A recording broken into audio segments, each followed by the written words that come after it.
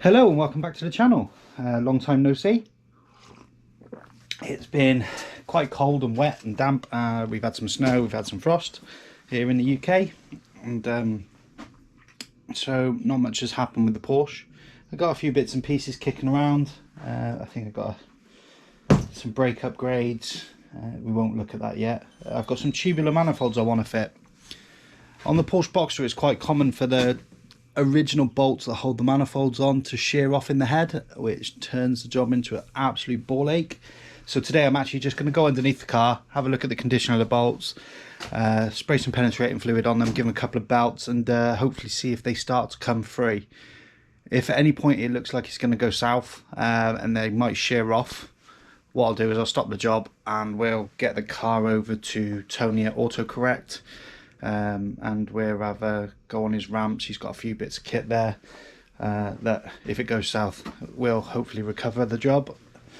We've also got a set of studs to replace the bolts, which should then make it less of an issue in the future if I need to remove them. On my car it's an early one and a UK spec, so it hasn't got catalytic converters in the manifold. But it is just like quite a basic 3 runners into 1 tube. I'll show you after I've removed them if I get a chance to, rather than a flowing tubular design. Again, we still haven't actually been back to the dyno to recoup or see if we've recouped any of the lost horsepower after finding the K&N filter that had coated the whole intake pipework with and the MAF sensor with oil. It definitely feels a lot better, but I'm not sure whether we've actually gained it back. Should have probably put it on the dyno before fitting the manifolds to make sure there's an improvement. But we'll slap the manifolds on at some point. We will get back to the dyno. We'll discuss what's next and what's going on.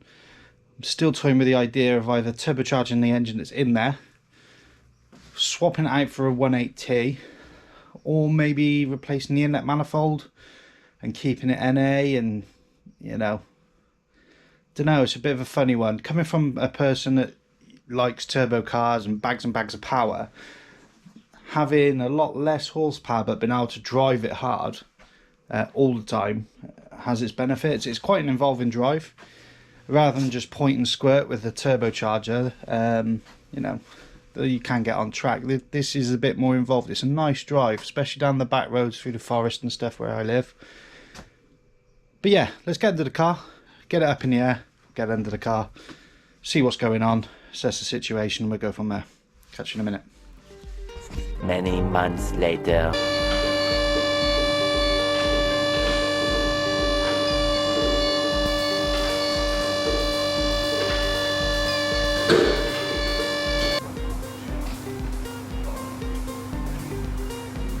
Okay, just put it on and go for it. Just try it.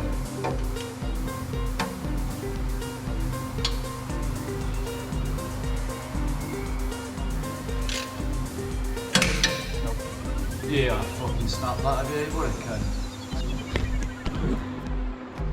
It's all gone wrong, guys. Snap bolts ahoy. That one's come out, I'll put a bolt back into it. These two are snapped, that one's clear. Yeah, it's not looking good.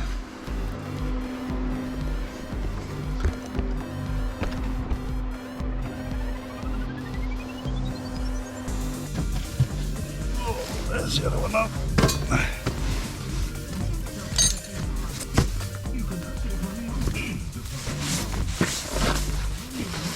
Right, let's give you an update. Both manifolds are off. We've got 2 snap studs. We've got 2 snap studs on this side to sort out. I've popped them in the top, hopefully to drill them through and run a tap down them, clear them out, put some studs in.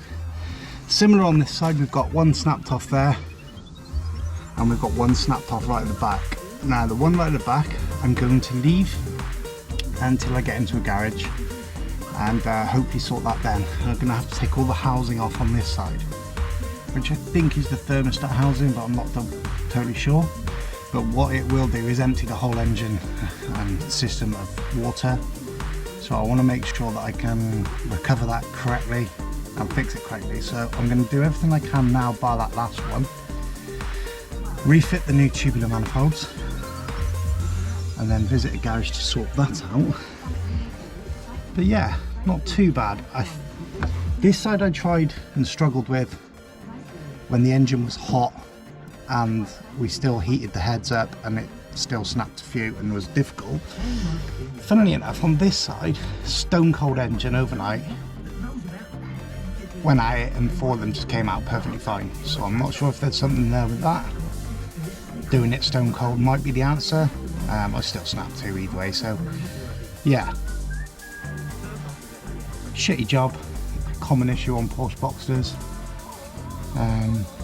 Steel bolts, aluminium head, 20 plus years of road salts, water and perfect hot cold conditions. Thought a nice chemical reaction to seize everything together. But yeah, anyway, crack on, clean out the threads and see how far we get.